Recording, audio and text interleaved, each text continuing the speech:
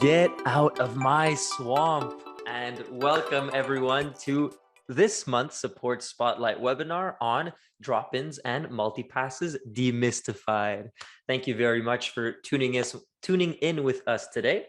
And let's move on with the presentation of the team. So this month we have two ghouls in Mackenzie and myself, and one Hollow Queen hosting the webinar. It's Isabel's first time participating, so be kind. She'll be answering any questions you guys type in, so send away. So here are the spooky topics we will be covering today. And yes, there will be Halloween related puns wherever possible. I apologize in advance. So for the agenda today, we're going to start off with drop-ins. So what is a drop-in? The difference between drop-ins and session-based activities, and a couple of specifics. Next, we're going to look at multi-passes. So what is a multi-pass? Individual versus family multi-passes, effective dates, and eligible activities. So drop-ins and private lessons. Then we're going to look at registering with a multi-pass and what that looks like. Also, clients canceling their own reservations with multi-passes and how that looks in the platform. Then we're going to finish off with, there's a little typo there. We're going to finish off with FAQs and tips and tricks. So the drop-ins and multi-passes feature in Amelia is a free app that you can activate from the apps tab. And we consider that a feature has been adopted if it has been used by an organization 20 or more times. With that information, we can conclude that 452 organizations use the drop-in feature and 149 organizations use multi-passes. And it always depends on your business rules, and maybe drop-ins or multi-passes are not the right fit for you. But maybe you're not yet using those features and you could be. So let's take a look at some reasons why you might want to benefit from this feature. So the first reason is testing. It's a great way for your clients to test courses before buying the full session, meaning less need for commitment from your clients, which would mean less cancellations and refunds on your part. We will dig into this one more in a sec, but think of a placement test or a free trial. The second reason is flexibility. We all have busy lives and schedules, and sometimes a regularly scheduled session activity just won't cut it. So drop-ins allow clients to pick and choose when they would like to participate and only register to those occurrences. Think of a gym offering a yoga class. This would make your activities more enticing to clients with busy schedules and might encourage new clients to try out a class and find a schedule that works for them. And the third reason is that it is both rewarding for you and the client. Multi-passes are a good way to retain your best clients. Think of a rewards card at an ice cream shop. You buy 9 cones and the 10th is free. This could inspire your clients to purchase more classes knowing that they get one free. Maybe a client was leaning towards 6 classes, but they see that buying a 10-pass multi-pass gives them a free class. They decide to just go for it, which in turn increases your income. Multi-passes also allow for autonomy from clients. If you configure your activities in a certain way with multi-passes, clients can cancel themselves. So this would avoid calls and emails from clients asking to switch from this day to this day or simply canceling the registration. Now let's start by untangling the drop-ins web. So what is a drop-in? Some organizations offer activities on a per-class basis. These are known as drop-ins. These can be standalone activities or parts of a session that an organization has made available for individuals. Instead of registering for a full session, you can choose specific days to participate in an activity. And drop-ins can be configured to be purchased by multi-pass, either mandatory or not, or just to be added to the cart and paid for as an individual class. Sorry about that. So Amelia offers 2 types of activities, session-based and drop-ins. An activity can be configured to be both or only one of these. The main difference between these 2 types is that with session-based activities, your clients are registering to the entire session, all occurrences at once. For example, a pumpkin carving class that happens once a week for the entire month of October would be 4 classes, and you are registering to all 4. Whereas with drop-ins, your clients are registering to individual occurrences. So in that same pumpkin carving activity, for example, out of the 4 occurrences, the client can choose which one or many they want to attend. Here is a little visual representation of the difference between sessions and drop-ins. So you offer a Halloween activity that takes place from Monday to Friday, 9 to 5, for 2 weeks in October. This activity is offered as a session and a drop-in. Client A is super into Halloween activities and wants to participate every day, so they buy the session activity. They call up their friend, Client B, and try to get them to register with them. But Client B is more of a Christmas lover, but he's ready to try these Halloween activities. His schedule is quite busy during the week, but wants to please his friend and try his luck. He therefore chooses the first Monday and the last Friday to attend Halloween activities. Of course, Client A and Client B do not pay the same amount because they are not participating in the same number of days. But who knows? Maybe Client B will change their mind after the first class and want to sign up for the full session. So here's a look at the configuration. Under the Activities tab, Edit subtab, this is where you can see when editing the activity type, session or drop-in. Remember, if you don't see the drop-in section just below the session type, you haven't yet downloaded the drop-ins and MultiPasses app. Now let's go over how to configure drop-ins. Once you check off this box, you will see all the options below appear and you will be able to configure your drop-ins. Starting with the price, you can select to only accept MultiPasses as forms of payment, or you can specify a price. If you select to specify a price, you accept both MultiPasses and people that wish to pay the specified amount. Note that if you select MultiPass only, if a client does not have that MultiPass when checking out, it will offer the MultiPass to the client while they're checking out so the client can complete their purchase. Next, you can set the capacity of spots available. You can select unlimited or specify a maximum capacity. Underneath, you will see a message that says all drop-in spots get added to the session spots, which means you can configure a maximum number of spots for session and drop-ins individually. You cannot set a maximum number of spots for both session and drop-ins together.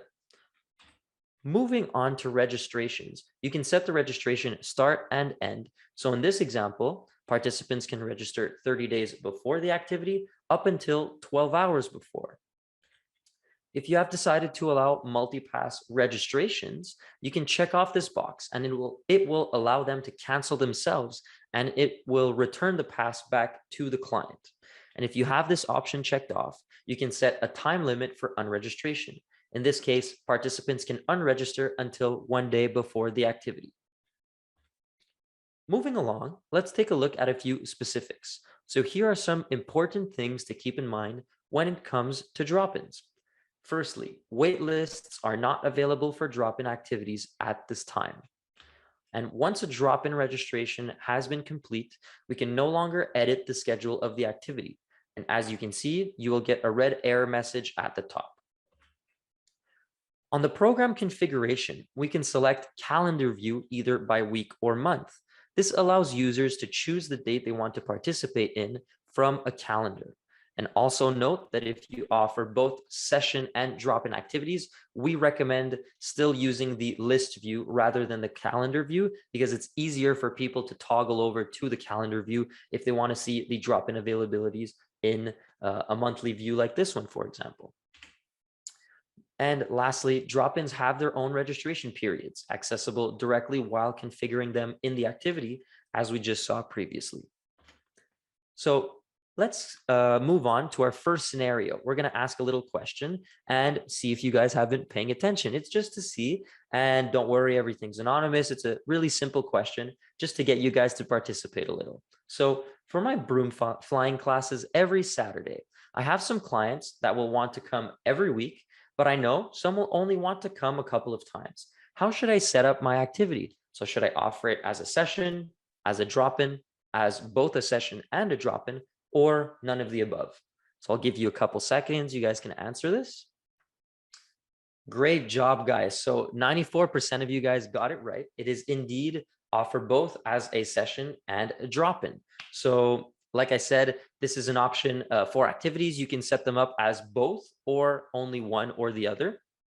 And for this, we wanted to offer people the opportunity to register to all of the classes at once or pick and choose which days they prefer. So that's why offering as both a session and drop-in was the appropriate answer. Thank you very much for your participation, guys. And let's segue over to our first question period. Thank you for that lovely segue, Tristan. So we got one question in the Q&A, but Isabel's on top of answering that right now. I do have a couple other questions here, though. First up, can we use a subscription with drop-ins? So we cannot, but the reason is that drop-ins override the subscription that's linked to an activity, meaning that if you have an activity that can be registered to as a session, people can just register to that using the subscription. But if they were to purchase a drop-in in that case, then they wouldn't need the subscription to do so. We also have one more here. So how can I see how many people are registered to an activity as a drop-in? Does it show up with the session registrations? Once again, the drop-ins do not actually show up with the session registrations. However, they have their own dedicated section to keep them separate. And then that way you can see who's showing up for everything and who's maybe only showing up for one instance. And we can see that from the activities tab under the registration menu item, my apologies. If we click on the activity itself, it'll open up a window where you can see both session and drop-in registrations. So that'll do it for now. I'm going to pass the mic back to Tristan. Take it away. Thank you very much, Mackenzie, for that. And please, guys, don't hesitate to participate. If ever you guys have a question, it's very probable that somebody else has that same question. So just send away. We will gladly answer all of them. So let's keep going. And we are going to fly into the second topic of discussion today, multi-passes. So what is a multi-pass? A multi-pass is a type of punch card that clients can use to quickly register to drop-ins. Multi-passes can be configured to have a set number of passes or unlimited amount of passes. With a highly flexible, effective, and expiration configuration, there are many ways that multi-passes can be configured. So there are two types of multi-passes, individual multi-passes and family multi-passes. Individual multi-passes are like your traditional punch card. It can be used by a single user profile, and information on that individual's account must be up to date. Family multi-passes are a little different. They can be used by all members on a single account, and the information of each account member must be up to date. So each multi-pass has an effective date, and an effective date is the date when you can start using the multi-pass. You can also set an expiration date if you wish. Now let's take a look at how you can configure your effective and expiration dates. So you can set your effective date to on the date of purchase, on first use, or on a specific date where you can select from a calendar, just like so. If you choose to have an expiration date, you can set it to never, after a time period in years, months, weeks, or days, or on a specific date where you can once again select from a calendar, just like we did for the effective date. Once you have configured your effective dates, you can add eligible drop-in activities or private lessons to your multi-pass. You can choose to have only one activity as eligible or multiple if you want to give your multi-pass owners the option to register to different classes using the same multi-pass. Now let's see what it looks like when registering with a multi-pass. We will go over how to purchase a multi-pass and then how to use it. So here you'll notice that purchasing a multi-pass is just like purchasing anything else. So we're going to add it to our cart, buy it for Sally Smith, and then we're going to go through the checkout process. So the checkout process is the same. You have to answer a couple questions. Then once you select your amount to pay and the payment method, once everything has been done, you click to make payment. You'll notice that right over here, as soon as you check out and complete your payment, you have the option on the bottom left to reserve your spot. So if we go ahead and click on that button, it'll bring us directly to the store where we can go ahead and register for the drop-in activities. So we can select the drop-in activity that is most interesting to us. And we'll see here, let me back it up, that Sally can now use her multipass. We can see that she has 10 passes remaining. And when she clicks on it, all she has to do is click continue. And we have this pop-up that lets us know that the registration has been done successfully. So we're going to go over that one more time. All she has to do is navigate to the activity, click on use multipass, click continue, and voila, the registration has been done successfully. Now, let's take a look at what it looks like when clients want to cancel their own multipass reservations. But remember, this is only for drop-ins that were configured to allow clients who registered with the multipass to unregister. And you will see it's super simple on the client side.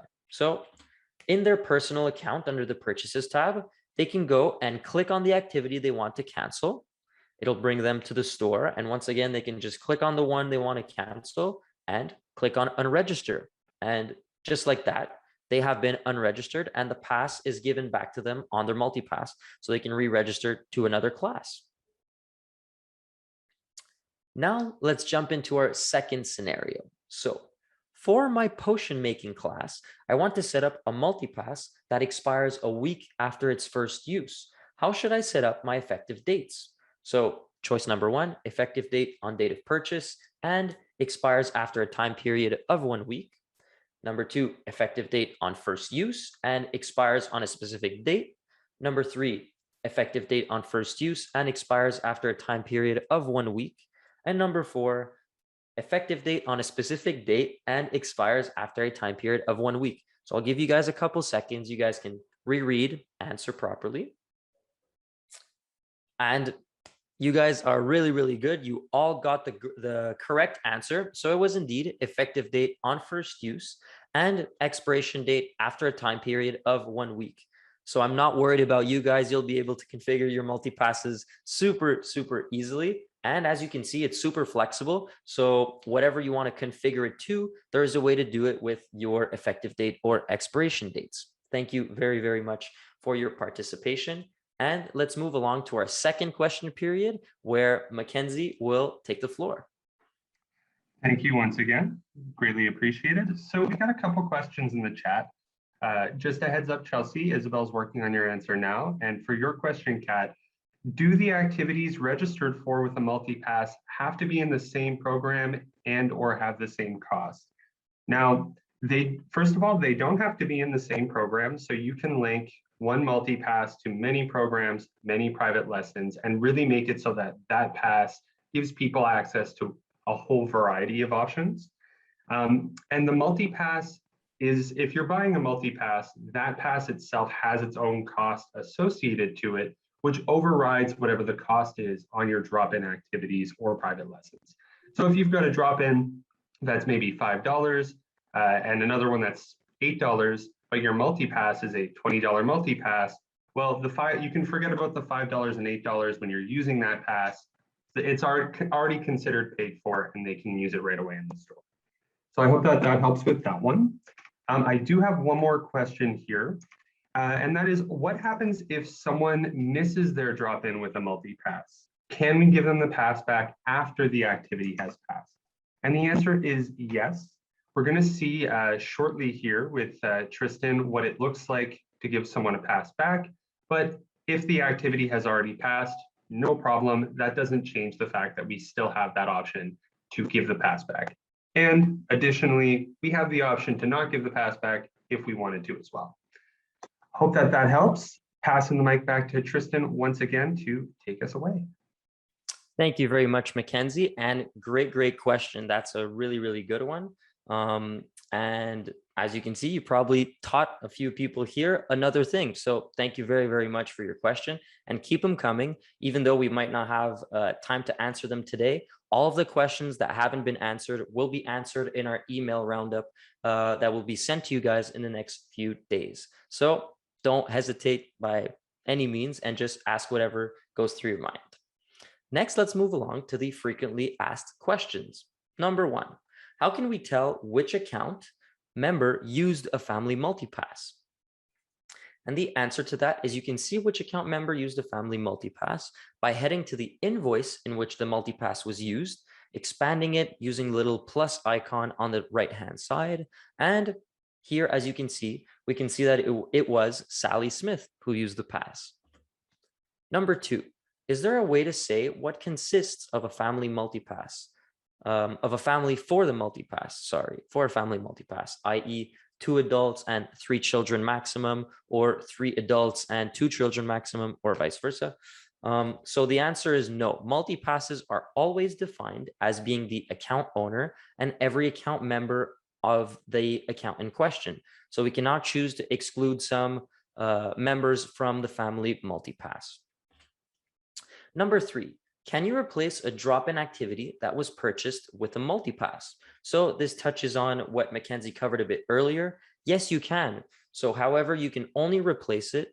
Oh, sorry, I got mixed up here. That's not what Mackenzie covered earlier. We'll get to that in a second. But yes, you can replace it with another drop-in activity that accepts the same multipass as a form of payment.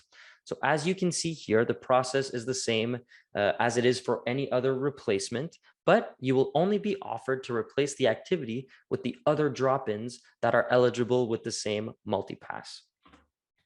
Here, how can I remove a pass off a client's multipass? So this touches a little bit on what Mackenzie answered earlier. So it's not possible to remove a pass off a client's multipass. However, a workaround for this would be to register the client using their multipass and then canceling said registration without giving the pass back. So if you check off this box, it will give the passes back during the cancellation of the registration. But if you choose to keep it unchecked, it will not give the passes back.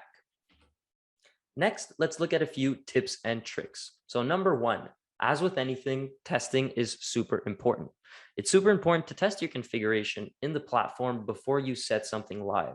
And here with multipass and drop-ins, you can go through the purchasing process in client mode to ensure your clients will see the correct options and the multipasses are available when purchasing the drop-ins. Number 2, verify the multipass dates. So if you are reserving a drop-in class for a client and don't see the multipass offered, check the multipass dates. Maybe the multipass is expired, or maybe you're trying to reserve a drop-in that takes place outside of the multipass date range. So for example, the multipass is valid from October 1st to December 31st, and you're trying to reserve a spot in a drop-in class that takes place in January. The multipass is valid at the moment you are trying to use it, but the class you want is outside of the multipass date range. So number 3, the number of spots available in a drop-in gets added to the number of spots available in the session. So if your session has 5 spots and your drop-in has 3 spots, each occurrence of this activity has a total of 8 spots. And it's important to note that you cannot have a varied number of drop-in spots on different days. So for example, Monday has 3 spots, Tuesday has 4 spots, etc. That's not something that you can do. It's really a specific amount for all of the occurrences. Number 4, you can export multipass information from the multipass report under Reports, Standard. Then in the Operations section, you can see the multipass report. So in this report, you can see the total and remaining passes for all clients, and we can even filter by pass and add custom columns, which can then be exported into a report directly from this page. So thank you so much for spending time with us today. And a few little things before we finish. Don't forget, a webinar roundup email will be sent to you guys in the next few days containing the recording of today and some questions, all the questions that we answered and the answers to the questions that we might not have had time to answer today. If ever you still have questions, you can visit our knowledge base by clicking on the emblem in the bottom right and searching it up where it says find your answers now. Or if you still can't find an answer, you can always send us a message to our support team. We will gladly help you guys out with any of your needs and try to get to the bottom and find a solution of what you're trying to find. So thank you very, very much for attending. When you leave, you will get a little forum with a couple questions that we would love for you to answer. It's really just asking you how we did today, what we can improve, and really make your experience better next time you join us for a monthly webinar. Once again, thank you so much, and we hope you have a wonderful Halloween. See you guys and have a great day.